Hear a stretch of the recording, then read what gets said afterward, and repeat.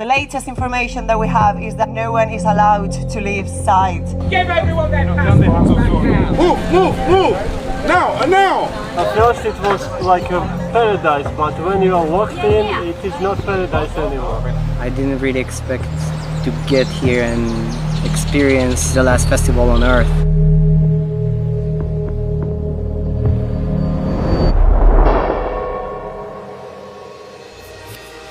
On March 15th, the Tribal Gathering Festival in Panama was placed under lockdown due to the coronavirus pandemic. Dozens of people are still stuck on site. It's now the last festival on Earth. When I first got here, I didn't even know what the coronavirus was. And then maybe about 2 weeks later, some other crew members came through the airport and they said they got tested for this thing called coronavirus. I kind of thought pretty much nothing of it at the time. It wasn't until the 10th of March before the coronavirus came to Panama, and it was pretty quick after that it started to have effects on what was going on at the festival. Tribal Gathering was designed to be a temporary paradise where people from Western cities could learn from indigenous communities how to rebalance society and live in symbiosis with the Earth. But the Earth doesn't always play ball. As COVID-19 spread, the Utopia was placed under lockdown. Though most of the indigenous performers had left halfway through the festival, it began to dawn on everyone else that they were stranded now in this paradise. The festival was just about to end. They were saying how they wanted to close the festival down. So then I started to realise maybe something was kind of happening. Everyone on site was called to the main stage, where we were told that if you had been on site or in Panama for less than 14 days, then you have to remain on site and then you could leave after that point. There are 4 checkpoints between here and Sabanitas, and they will check your passports. If one of you jumps on a bus and you are outside of that quarantine time, that whole bus will come back. There was concerns about, can we get food, can we get cleaning products, can we get tobacco? By this point, most of the indigenous people had left, and the management team reassured us that we had enough food to last us that week. If you want to eat food here, you have to buy it. Okay, we're going to offer people who are a bit poor to be able to work and all that kind of stuff, yeah, but you're going to have to work. Don't try and steal our food, I'll get really upset with you. And remember where you are, you're in my man. Nothing had really changed for us. We were still in the same place, we were in paradise, we had the same meals and the same great people around us. I'm not sure if I'm able to stay here, but if not, if you guys want something to do and want to help, there are palm trees and trees that are eroding away from ocean acidification and rising seas. We don't hear you! We don't hear you! Well, shut up then! People come here often to party, but the spirits have been here from all the indigenous medicine. It traps people here and forces them to work on their spiritual self. And so a lot of people here are trapped right now, and they're definitely forced to grow as a person. I've grown as a person, and very happy to be here, and we'll see if I leave. Sending out love, connectedness. Reconnecting with ourselves, hugging Mother Earth. Yes, we all quarantine together until you will have new wings that you can fly properly. Yes. We were to make people comfortable so that they felt safe and calm. There was not an element of, well, we might as well just keep partying. I got quarantined yesterday, but now everything is kind of normal. Like, the whole world is getting crazy. We're in the middle of nowhere, but we have everything we want to. We get fresh orange juice in the morning, ice cream and everything, everybody's kind of happy, and everybody's kind of crazy. People are happy, people are fed, there's water. There's worse places to be in the world. Good morning! Good morning! By the time it got to the Sunday, we started seeing the army, a lot of authorities, the police and stuff coming. I think really then it started to hit me that this isn't just like a normal closing down of a festival. The military and the police came to the festival site. The problems for people leaving started to happen where there was checks on people's passports that had to happen. There were checks on people's health. They had the fever test on their forehead. Shuttle buses had been running, so anyone that could leave was allowed to. We thought initially the bus had broken down. However, we were told it was stopped by the authorities, even though they had given permission for these buses to leave, for people to get their flights, to get out of Panama. A couple of people were dragged forcibly off the bus and they slept outside on the ground. The next day they were brought back, but the police had kept their passports. The moods definitely changed in terms of how serious it had become.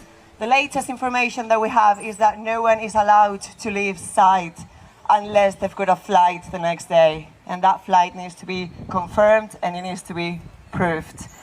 Buenos días. Soy el mayor Edgardo Bonilla de la Policía Nacional. We dragged her off the bus and made people sleep on the ground. The reason why he left people out sleeping in the grass last night is because that was better than taking them to the airport and risking other people getting infected with the virus that we don't have. Give everyone their passports back now. Y perdiendo los vuelos porque no podemos salir de aquí. Hay gente que ha perdido. People would be allowed to leave and they wouldn't, then there was 14 days quarantine, then there wasn't, and it was just madness. It was becoming increasingly difficult, quite literally every couple of hours, to get out of there. The dates just kept being pushed back all the time. The last 4 days I've had up to 6 or 7 different scenarios of what is to happen. You can go to another country, they can still leave you enter, like Nicaragua still make people enter in. But what happens if this gets more crazy and then you are there? I don't know what to think about. These are like huge decisions that we have to make because it's like, should I stay, should I go? And there's no way to make that decision. The US is not doing jack to help American citizens. I feel like everyone is just, in a big twirl, or how we say in Spanish, un gran mareo. Everyone's just kind of dizzy and trying to figure out things, about what to do, where to go, and who to trust, because there has been situations where the military are being very aggressive. Move, move, move!